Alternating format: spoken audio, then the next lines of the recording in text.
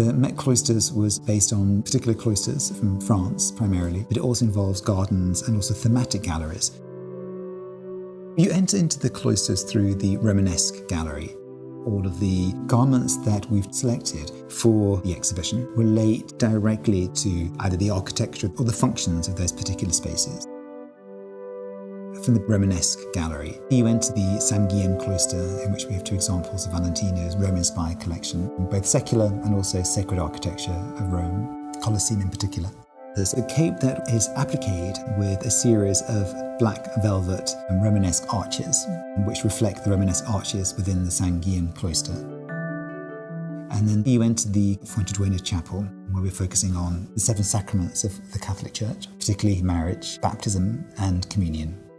I think one of the most iconic pieces in that space is Balenciaga's one-seam wedding dress that was created in 1967. It's believed to have been made from one length of fabric with one seam. It's actually made from two lengths of fabric with three shaping seams. But it also relates to garments worn by Jesus at the crucifixion, which were made from one length of fabric. So it's a nice connection to one of the main crucifixes in that space.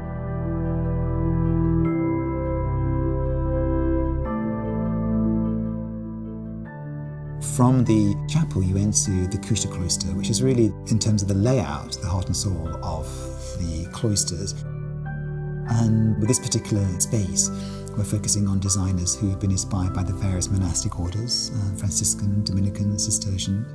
Some of the earlier examples are a series of dresses designed by Claire McCardle that was called the monastic dress, which is basically a dress that was tied at the waist. And Claire was very much inspired by Madame Grey and Vianney, and there'll be a few examples of garments that are in the Met's collection by Madame Grey from the late 60s and early 70s, and that were inspired really by the large sleeves of Cistercian choir robes.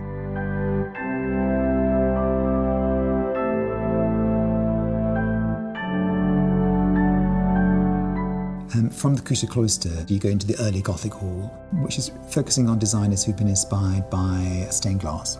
Jean-Paul Gaultier created a dress that was inspired by Fouquet's famous painting of the Virgin and Child, which he fractured to look like a stained glass window. From the early Gothic hall, you go down the stairs into the Gothic chapel, in which we have garments that are primarily inspired by the British Gothic subculture of the 1980s and the particular tropes associated with that. Obviously, use of the colour black.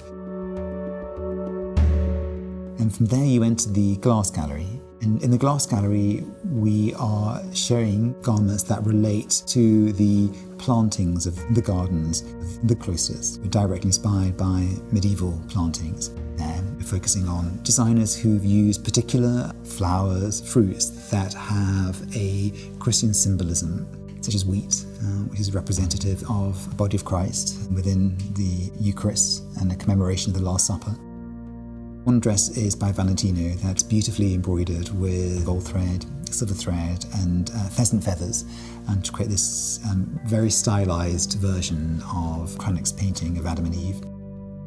And then from the glass gallery, you enter the treasury, and in the treasury are masterworks of medieval art, precious objects often used within the Mass, reliquaries, as well as chalices, but also garments such as chasubles.